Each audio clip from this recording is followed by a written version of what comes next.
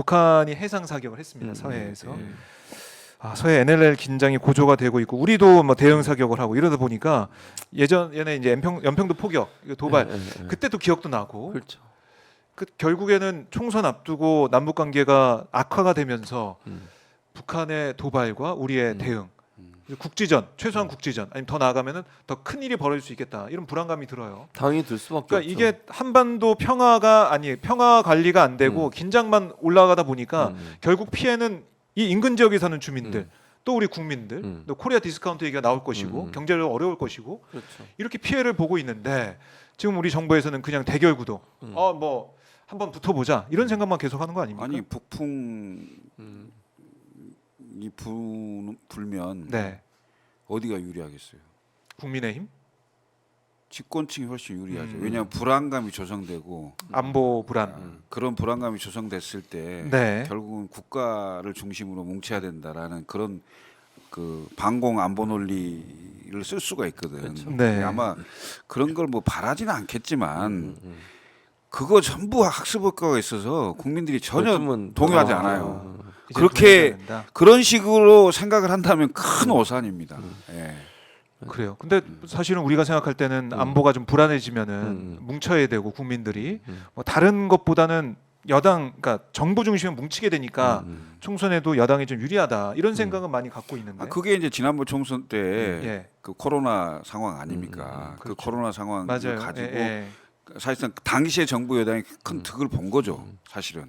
그죠. 당시에 이른바 K 방역 여기에 그렇습니다. 많은 힘이 실리면서 총선에서 압승을 했는데, 그러니까 그런 식으로 국민의힘도 이 안보 문제에 있어서 뭔가 플러스가 될 수도 있다.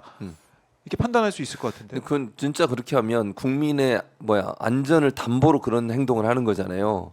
그러면 안 된다고 저는 봐요. 그러니까 뭐 그 총선을 네. 노리고 뭐 어떤 뭐 행동하 그러지 않겠지만 이런 한반도 그렇지. 긴장 일부러 그런 게 관계나? 아니라 하더라도 한반도의 긴장을 자꾸 고조시켜가지고 국지전이 일어나는 것을 정부가 해야 될 일은요. 그런 국지전이 일어나지 않도록 막는 게 최선인 거예요. 아니 연평도 포유처럼 우리가 공격받고 그쪽 공격한다 한들 이미 우리는 공격을 받았잖아. 피해를 당했잖아요. 희생자도 생겼잖아요. 연평도 주민들 막 집 다 잃고 네. 그랬었잖아요. 그거 다시 짓고 이러는데 얼마나 힘들었습니까? 그런 일이 발생하지 않게 만드는 게 더 잘하는 거 아니에요? 안보를?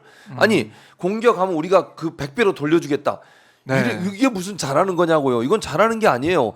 9.19 군사합의 깨고 나니까 이런 일이 발생한 거잖아요. 지금 완충 지역 없어지니까 해상사역 원래 못하게 돼 있었는데 북한도 이제 마음대로 하는 거잖아요. 그냥 왜냐면 우리가 먼저 그걸 파기했으니 북한 입장에서도 우리도 파기다 그러면 그런 식으로 나오는 거잖아요. 이게 저는 잘못됐다고 생각해요. 그러니까 윤석열 정부가 이런 식으로 최소한의 그 안전 장치 남북 간에 이 안전 장치를 빼버리니까 결국은 직접적인 어떤 대결 구도로 갈 수밖에 없는 구조가 된 것이고 이건 정말 국민의 생명과 안전을 담보로 위험한 행동을 하고 있다고 저는 생각해요. 그러니까 저는 입만 열면 뭐 튼튼한 안보 얘기하면서 어떤 상황이든 우리는 적을 무찌르겠다. 네. 이게 참다운 안보가 아니라 물론 그건 기본적으로 갖추고 있어야 돼요. 근데 그보다 더 중요한 건 싸우지 않고 이기는 거예요. 전쟁이 일어나지 않도록 해야죠. 국지전이 일어나지 않도록 하고. 네. 근데 그거를 일어나도 우리가 싸우면 된다 이런 식으로 대결 구도로 가면 안 된다는 얘기를 하는 거예요. 우리가 이긴다. 그게 싸우면. 무슨 의미가 있어요? 이게도 피해는 당해요. 아니 예를 들면 뭐 해상에서도 해군끼리 교전이 일어나면요 우리가 피해를 전혀 안 당합니까? 그러는 경우는 거의 없어요. 이기긴 이기더라도 우리 그렇죠. 피해가 있을 피해는 수밖에 당연히 없다. 있죠. 지난번 그 연평해전도 마찬가지잖아요. 네. 우리 병사들이 순직을 했어요. 물론 우리가 이겼지 이기기는. 저쪽은 네. 더 많은 피해를 당했어요. 그래도 우리의 피해도 있는 거잖아요. 그렇죠. 어떤 형태는 전쟁이나 교전이 일어나면 양측 다 피해를 입어요. 누가 더 많은 피해를 입냐 적은 피해를 입느냐의 문제인 것이지. 소중한 우리 국민의 생명이 어떤 형태로 희생을 당하거나 아니면 네. 우리의 뭐 재물이나 이런 것들이 뭐 피해를 당하거나 이런 일이 발생하면 안 되는 거죠. 근데 그런 일이 발생할 수 있는 위험성의 어떤 그 긴장관계를 계속 키우는 것이 맞는 거예요, 대체? 이렇게 키우다 보면요. 조금만 삐끗하면 이제 완전 충돌하는 그러니까 거예요. 정말 말 그대로 화약고가 된 듯한 느낌이에요. 한반도가 네. 그게 한반도 경제에도 안 좋고 우리나라의 어떤 그 국민들의 불안감을 조성할 수밖에 없는 거잖아요. 그러니까 그 대북에 대한 위기 관리 능력이 대단히 취약하다고 보여지는 거죠. 네. 그러니까 그냥 힘 대 힘, 강 대 강, 그리고 뭐 힘자랑만 하면 그게 최고인 것으로 이렇게 네.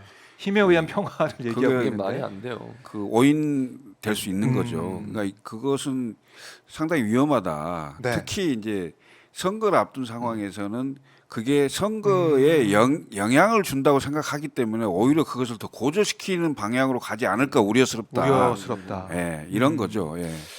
그래요. 특히 지금 국방장관이 신원식 국방장관인데 맞아요.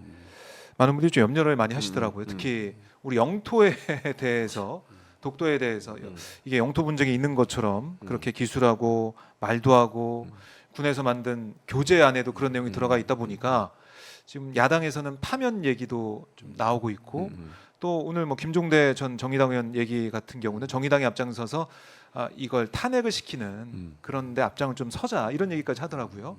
신원식 장관의 거취 좀 생각을 좀 해보셨습니까? 당연히 사퇴해야죠. 사퇴해야 사퇴하면 된다? 탄핵시켜야 한다고 생각해요 저는.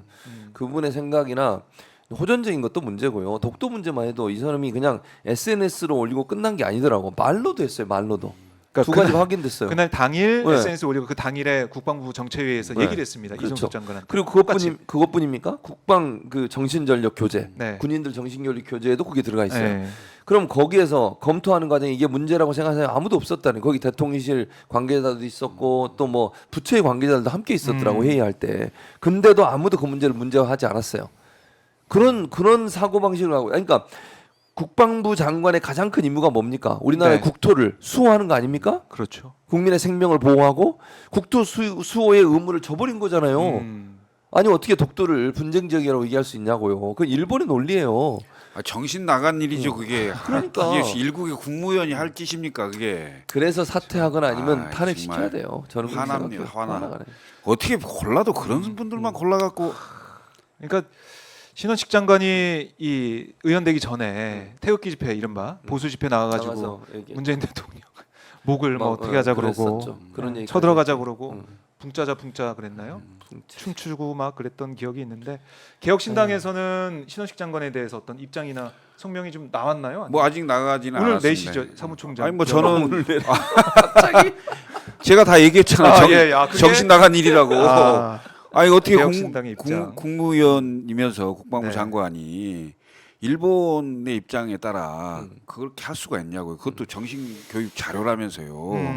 맞아요. 이해할 수 없어요. 그리고 이건 엄청난 일이거든요. 그렇죠. 아니 더군다나 이게 대통령께서 거의 일본에게 거의 항복하듯이 그 뭐 새로운 미래 얘기하면서 과거는 완전히 하나도 아무런 해결도 되지 않은 상황에서 그런 분위기에 취해 있었던 게 아니냐 이런 생각도 들어요. 그러니까 이게 군 교재에 대해서는 독도 영토권 영토 분쟁이 있는 것처럼 기술된 거에 대해서는 뭐 이 경로했다고 그렇게 전해지지 않습니까? 질책을 했다라고 했는데 신원식 장관의 이 발언, SNS 글, 직접 육성 이게 나왔는데도 조용해요. 인사 조치를 안 하잖아요. 윤 대통령도 같은 생각을 하는 것인지 이렇게 야당에서는 또 되묻고 있습니다. 이걸 다 몰아서 민주주의 국가는 표로 그렇죠. 선거로 심판하는 심판을. 겁니다. 국민 여러분 다 기억하셨다가 맞아요. 표로 심판해 주세요. 역시 이 새로운 개혁신당 예. 창준이 사무총장 사무총장다운 발언이네. 예. 발언이 나왔습니다. 자 교수님도 한 말씀 하셔야지. 목사님다운 발언으로. 저는 나 우리 국민과 국가의 안녕과 네. 평안을 위해서 늘 기도합니다. 이재명 대표님 빨리 나으시기 바라고요. 쾌유하시기 바라고요. 네. 네. 왜냐하면 너무 힘들잖아. 그 생각을 해봐. 누가 어느 정치인은 그런 피해를 당한다고 생각하면요, 진짜 이건 끔찍한 일이에요. 그리고 김정은 시장도 이제 나중에 선거운동 하러 다닐 텐데 사람을 만날 수가 있겠냐고 진짜 무서워서 우리 편이라 하더라도 저 사람이 진짜 우리 편인가 이렇게 봐야 되는 상황이 돼버렸어요. 아무리 진짜 뭐 모자를 네. 내가 이재명이다 쓰는 네, 모자를 쓴들- 쓰고 있다고 하더라도 그러고 공격을 이런 해야 일이 되니까 있었으니까. 이제 다 의심할 수밖에 없어 누구든. 알겠습니다. 자 재명사랑님이 최주문 교수님은 언제나 오르십니다. 이런 또 댓글을 감사합니다. 달아주셨네요.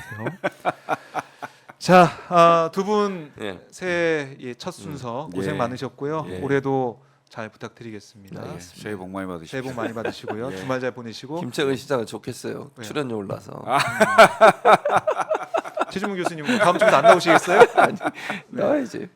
나오실 거죠? 협상할 겁니다. 협상, 팀장하고 예. 예, 협상. 알겠습니다. 두 분 고생 많으셨고 주말 잘 보내시고 다음 주에 뵙겠습니다. 예, 감사합니다. 고맙습니다.